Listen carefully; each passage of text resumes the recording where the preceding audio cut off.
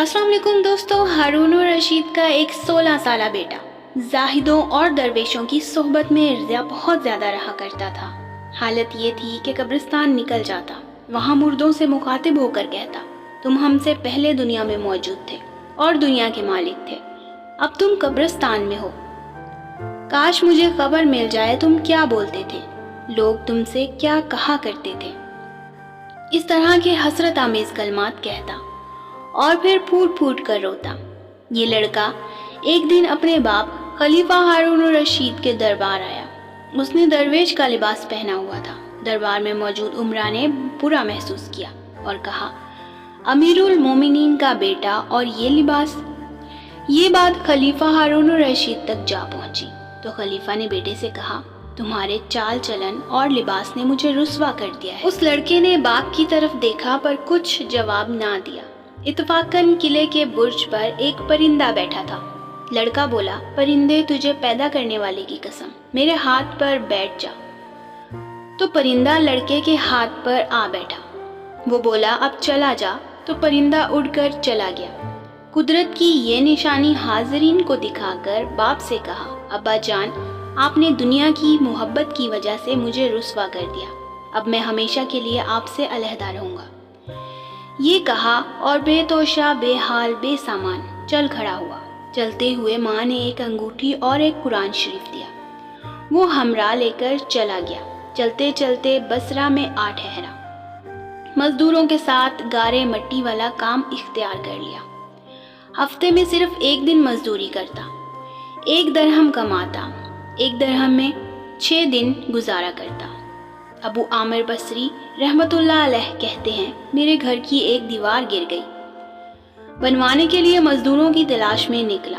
मजदूर की शक्ल में हसीन और जमीन लड़का देखा जो कुरान शरीफ की तिलावत कर रहा था। उस लड़के को काम पर बुला लिया और काम बताया।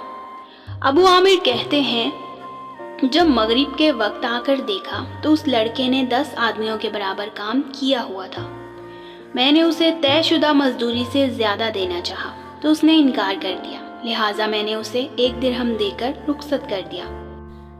दूसरे दिन मैं फिर उसको लेने गया तो मजदूरों ने बताया कि वो हफ्ते के रोज़ मजदूरी करता है, 1 दिरहम से 6 दिन सब्र शुक्र से गुजारा करता है। ये सुनकर मैंने फैसला किया कि काम बंद करता हूँ। वो आएगा तो ही उसी से काम करवाऊँगा। हफ्ते का दिन आया तो मैं दोबारा उस लड़के को लेने चला गया। वहाँ पहुँचकर देखा तो लड़का उसी जगह मौजूद था। मैंने सलाम किया। काम के लिए लड़के ने वही शर्त लगाई। इसकी शर्त कबूल करके मैं उसे काम पर ले आया। मुझे उसके काम पर बड़ा तजस्सुस था कि उसने 10 आदमियों के बराबर काम कैसे किया। इसलिए मैंने उसको काम पर लगाया और खुद दूर जाकर चुप कर बैठ गया ताकि देख सकूं कि ये नौजवान किस तरह इतनी जल्दी काम करता है। जब मैंने ये मंजर देखा तो मुझे मालूम हो गया कि ये इंसान खुदा का शख्स है और अल्लाह का वली है। ऐसे लोगों की इसी तरह अल्लाह ताला की तरफ से मदद हुआ करती है। जब उस नौजवान ने शाम को काम ख़त्म किया तो मैंने उसे 3 दरहम पेश किए। वो सिर्फ 1 दरहम लेकर चला गया। अब मैंने दोबारा काम रोक लिया और फिर हफ्ते के दिन का इंतज़ार करने लगा। फिर जब हफ्ते का दिन आया तो मैं वापस उसी जगह जा पहुंचा तो मजदूरों ने बताया कि वो 3 दिन से एक वीराने में बीमार पड़ा है, इसलिए वो आज मजदूरी के लिए नहीं आ सकता। मैंने एक मजदूर से कहा कि मुझे वहाँ ले चल जिस जगह वो बीमार पड़ा है। मैंने उसे उजरत दी और उसके साथ उसके ठिकाने पर पहुँचा। देखा तो वो नौजवान वीराने में बेबस बेदिल पड़ा था। मैंने सलाम किया। मैंने देखा कि उसके सर के नीचे एक ईंट का टुकड़ा पड़ा है। उसने आंख खोली, मुझे पहचान लिया और सलाम का जवाब दिया। मैंने फौरन उसका सर अपनी गोद में रख लिया। उसने मुझे इससे मना किया और कमज़ोर और नहीफ आवाज़ में एक शेर पढ़ा जिसका तर्जमा ये है, ऐ मेरे दोस्त, खुशी और ऐश से धोखा ना खाओ क्योंकि उम्र जा रही है।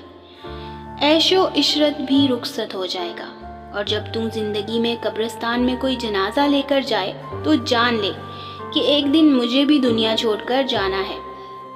फिर उस नौजवान ने मुझे वसीयत करते हुए कहा, अबू आमिर, जब मेरी रूह परवाज़ कर जाए तो मुझे गुस्ल देना और मेरे इन कपड़ों में ही मुझे दफना देना। मैंने कहा, नए कपड़ों में तुझे क्यों न दफनाऊं?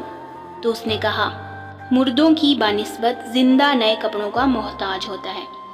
जिंदगी मैंने इसी हालत में गुजारी है, अब नए कपड़े तो वैसे ही मिट्टी हो जाएंगे।